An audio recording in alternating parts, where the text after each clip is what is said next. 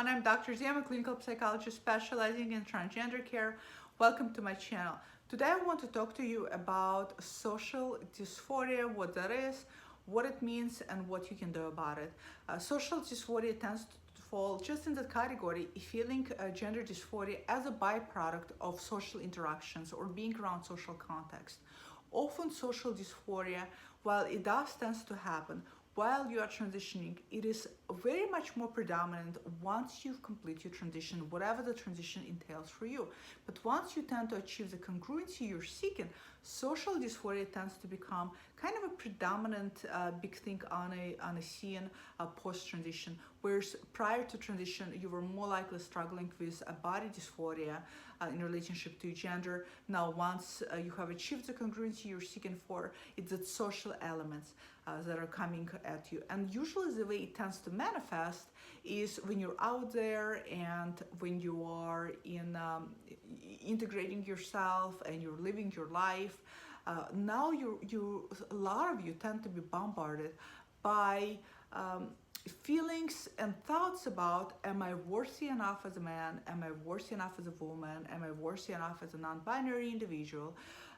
Whoever you are identified. So there's this feeling of unworthiness tends to come up in relationship to social interaction, because now that you're out there and you fish in the water, you're navigating among other fishes, you're kind of being watchful and you are kind of picking up on social cues and interactions of particular gender stereotypes, gender behavior, gender specific norms.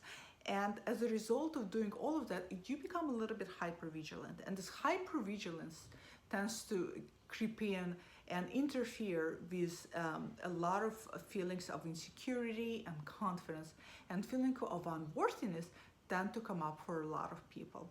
This feeling of trying to chase the ideal cis-normative perception of what man and a woman is, which in reality we all have to acknowledge and realize that it doesn't really exist.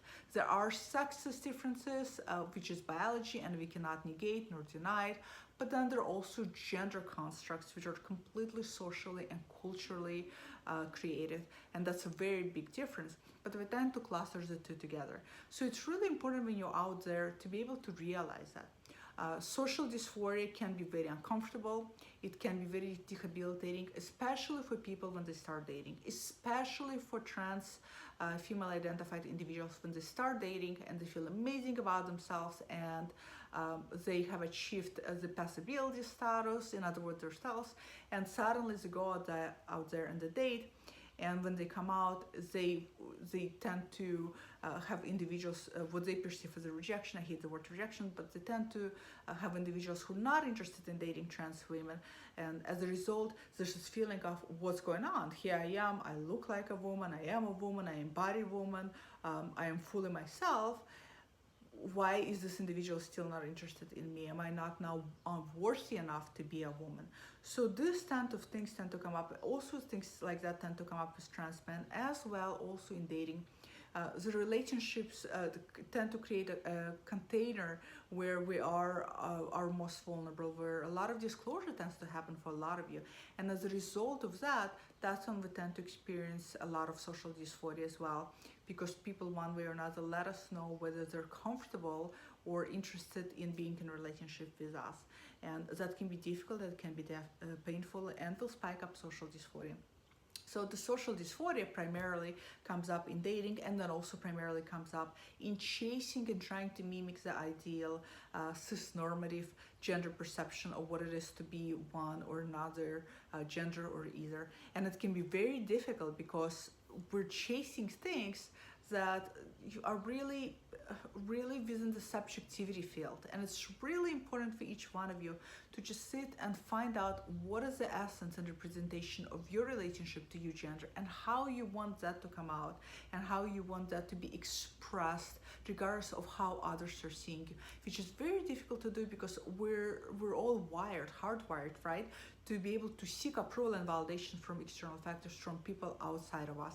And when we don't get that, it can be very difficult and it can be very painful. This is why for people who identify as non-binary, life can be very difficult because the non-binary gender presentations that they're trying to present, especially if it's faced more toward feminine or more masculine, often gets very misread by culture, by society, and it can be very hard because that feeling of invisibility, that feeling of I'm invisible and I don't belong tends to come up, which also part of social dysphoria. The important part about social dysphoria is to find things that really work for you. Find things that make you really happy about life.